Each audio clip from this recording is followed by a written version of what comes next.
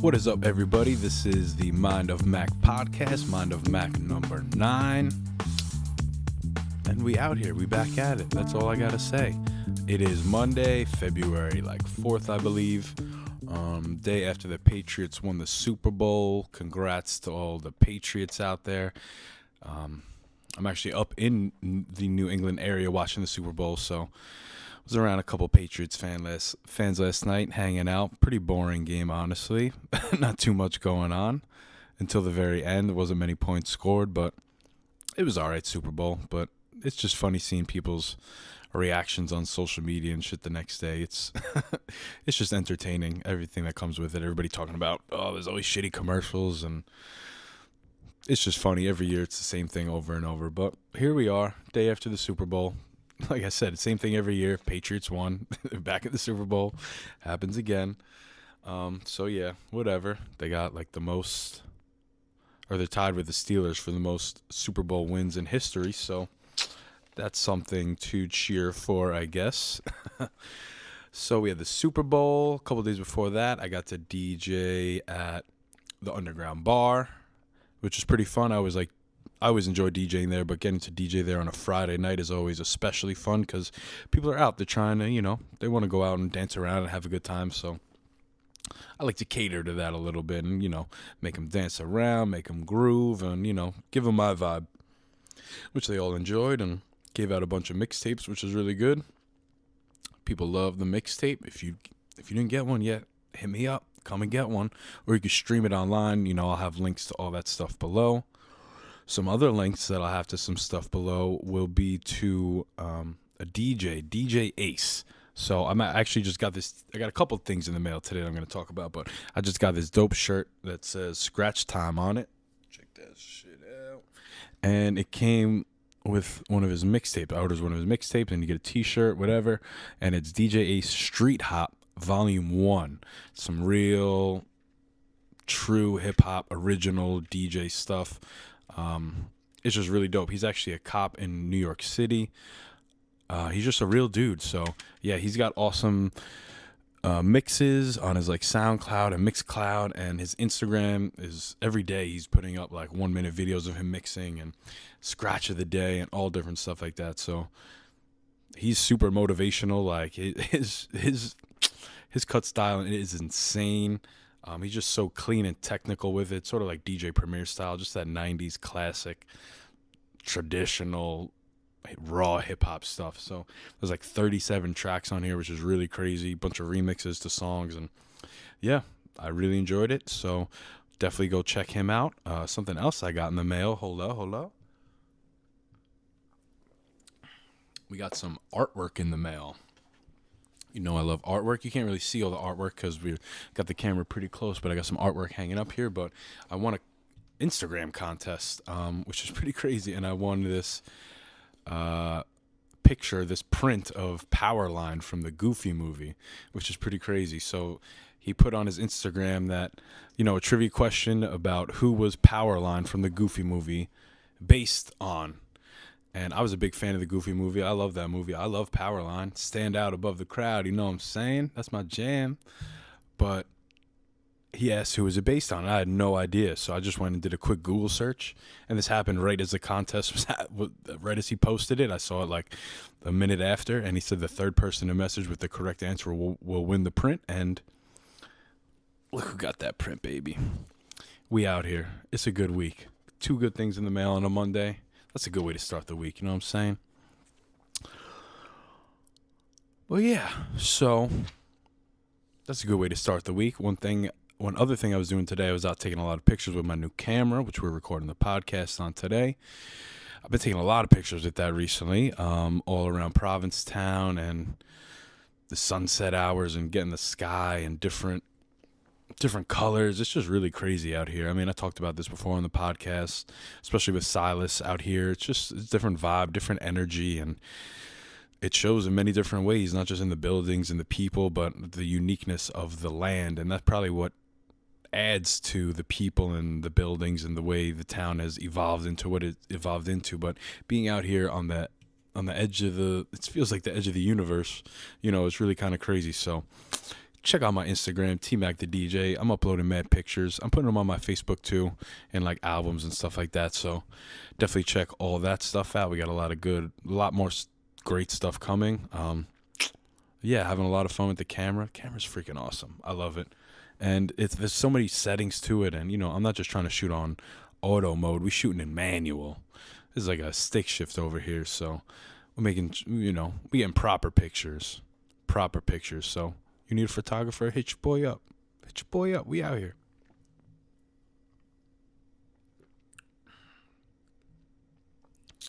Yeah, so not too much has been going on with me this week.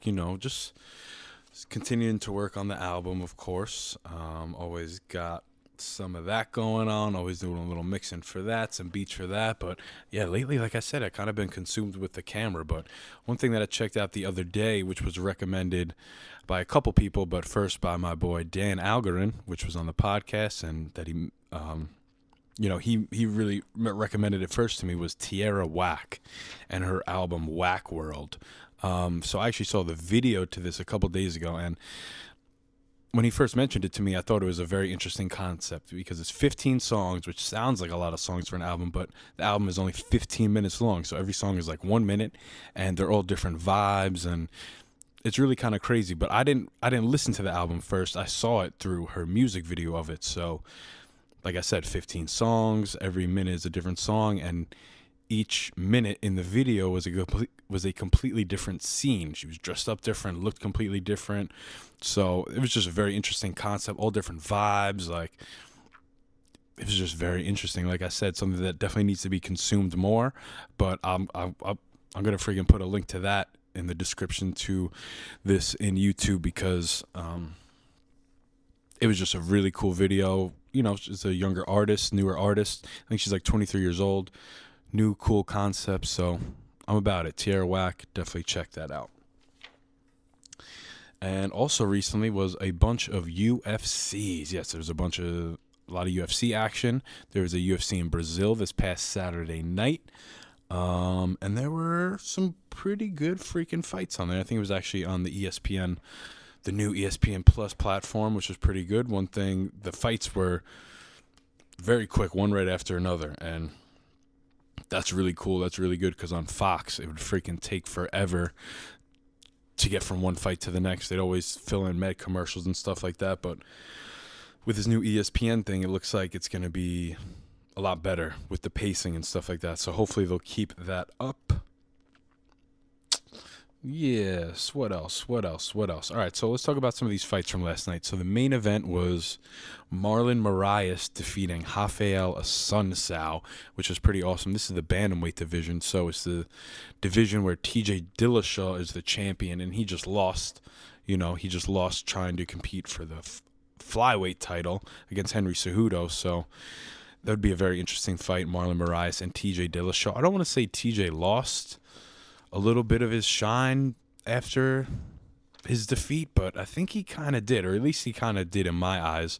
It kind of seems like a fluky thing, quick stoppage and things like that, but I don't know. I feel like once somebody gets knocked down like that, not that, I guess I got to see him come back stronger and kind of see what he does. But yeah, Marlon Moraes was looking really good. I think he lost his first fight in the UFC, which is actually to Rafael Assunção, but this was a very different fight, and I don't think he's lost since. So very impressive streak he's put together in the UFC, and I'm ready to see him, fight the top dogs. We'll see. Right under the fight before that was Jose Aldo versus Renato Moicano. Jose Aldo, veteran of the game. This is in the featherweight division where Max Holloway is the champion. Renato Moicano is a young up-and-comer. Two Brazilians fighting in Brazil, so fireworks kind of happened. Like I said, it was a wily old vet versus the young guy, and the vet took it. He just kind of, took it to him. Jose, everybody thought less of him after his defeats to Conor McGregor and Max Holloway, but those two are just really great fighters, great competitive fighters. So Jose still got it. Don't write him off yet. And he's still out here. I kind of compare this situation to the Cowboy Cerrone situation because Cowboy Cerrone, he's also a veteran and recently fought a young up-and-comer, and he kind of put the work in on him. So it's good to see some veterans, still sticking around. It's great to see the game evolve, and guys like Brian Ortega and Hanato Moicano, he was on a winning streak before this, very impressive. But, these vets are still around, and, they got the tricks of the trade, and they can still put in the work. So I still like to see that. It would be very interesting. I think Jose Aldo said he would like to move up to lightweight, 155 pounds, and face Anthony Pettis. So Anthony Pettis is jumping weight classes all over the place, fighting everybody, but I think that would be a very good fight. I wouldn't mind seeing that at all. Also on this past weekend's fight card was Damian Maia.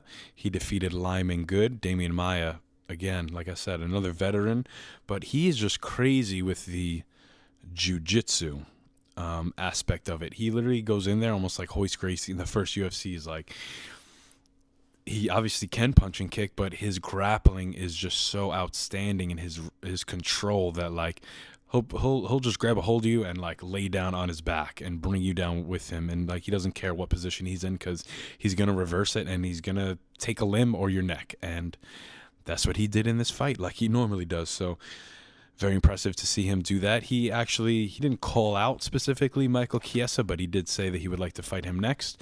Michael Chiesa is new to this 170-pound weight class. Again, I'm always talking about UFC and these weight divisions, but that's what's going on right now. There's a lot of weight cutting issues, and people are changing divisions and trying to find their spots. So Michael Chiesa going up to 170 pounds. That would be great to see him fight Damian Maia, because Chiesa is also a very good jiu-jitsu player or jiu-jitsu expert. So yeah, very interesting. Can't wait to see that fight, hopefully on the horizon. And one more interesting fight that I want to note was Charles Oliveira defeating David Tamer. So Charles Oliveira, I think in the first podcast that I did some UFC predictions in, I predicted him to win, and he certainly did. And he was very impressive in this fight also. I think he's on like a 3 or 4 fight win streak right now. I think they mentioned that he might have the most submissions in UFC history, or he's very close up there. So Charles Oliveira looking very good in the lightweight division. Got a little streak going on. I was looking up the rankings before I started recording, and it doesn't look like he was in the top 15 rankings of the lightweight division, but I think after this win, he definitely should be with the streak he's on, and if he's not, he should get somebody to fight right inside of there, or maybe a little higher, in that 10 to 15 range, and kind of see where he's at, because he's definitely had some tough losses, but he's been in the game for a little while now. He still seems like a young guy, but he came in super young, I guess, and yeah, he's just very talented and definitely has evolved, so I'd like to see him against the upper echelon of the division a little more and see what happens. And there's a UFC this coming Saturday that's taking place in Australia. So we were just in Brazil this Saturday. Next week, we're going over to Australia. And there's only really 2 fights that I want to talk about, because I just looked up the rest of the card, and I really don't know anybody in the rest of the card. It's probably a lot of Australians. That's what they tend to do. When they have these international cards, is fill them with people that are from that area to sell tickets. And that's totally understandable. But, I just want to tell you I just want to talk about the people that I know about. So that's what we're going to do, which is 2 very interesting fights at the top of the card. So the main event is Robert Whittaker versus Kelvin Gastelum. Robert Whittaker is currently the middleweight champion. That is 185 pounds. He's on a little bit of a win streak also, obviously being the champion, but he's defended it a couple times against Yoel Romero, I think. There was a whole interim belt situation, but he was injured for a little while. He got sick. I feel like that tends to happen to him after fights. He always kind of takes long breaks, but he always comes back looking very impressive and good. So that's why I'm going to predict him to win this fight and retain his title over Kelvin Gastelum. I'm going to say he might finish him, but I think it's going to be kind of a 5-round fight. Kelvin's very tough. Kelvin's got some hands too. Robert's got to be careful not to get hit, but his movement is like exceptional. He's got a great front kick, and he just uses distance very well and his range very well. So, yeah, we're going to stick with the champ on this one. He's fighting in his home soil, so we're going to keep it there. We're going to keep the ship there. And somebody else that is from that area is Israel Adesanya, and he's fighting in the co-main event against Anderson the Spider Silva, the legend. So this is a very interesting fight that I talked about a while ago on my podcast when it first got announced with my boy Dan Algarin. That was podcast number 7. Go check that out. And yeah, this is very interesting because, like I said, Anderson Silva is a legend. He's been around the game for a long time. And Israel Adesanya is a new and upcomer. Once again, like I said, this matchup with the veteran and the young up-and-coming guy that they're, kind of trying to build a name if they can. But very interesting. They're saying that they're going to give Anderson Silva a title shot if he wins, which would be really crazy. So that gives him super motivation to come into this fight ready to go, not just coming in here to get a paycheck and finish his career. If he could go back and have the opportunity to fight for another title, that's something he would absolutely do and probably kill the situation and go super hard for. And then we have Israel Adesanya, who's fighting pretty much not his mentor, but the guy who he's mirrored his style off of, kind of. He's still I wouldn't say he's very young in the fighting game, but in the mixed martial arts world. But his stand-up fighting pedigree is pretty ridiculous. Probably one of the best in the UFC. He's had tons of Muay Thai and kickboxing fights, and his style is very similar to Anderson's, kind of how he uses range and elbows and mixes up with the clinch and his control, and he's very dominant and could get in your head, and is very interesting. It's going to be a very interesting, great matchup, so I'm very much looking forward to that. And I'm going to go with my man Izzy. Israel Adesanya is going to win.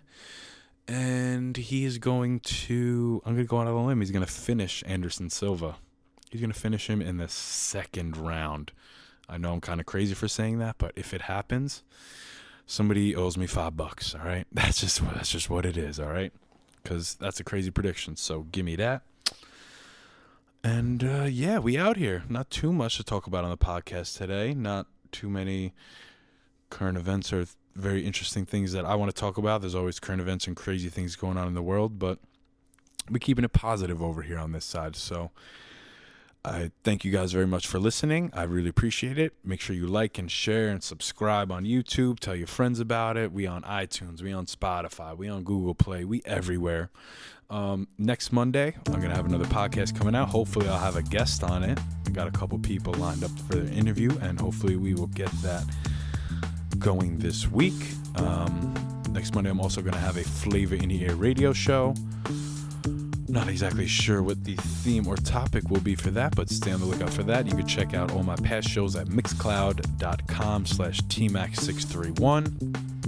I'm going to link all my social media and stuff below in the description, but find me on Instagram at tmacthedj and Facebook, tmac631.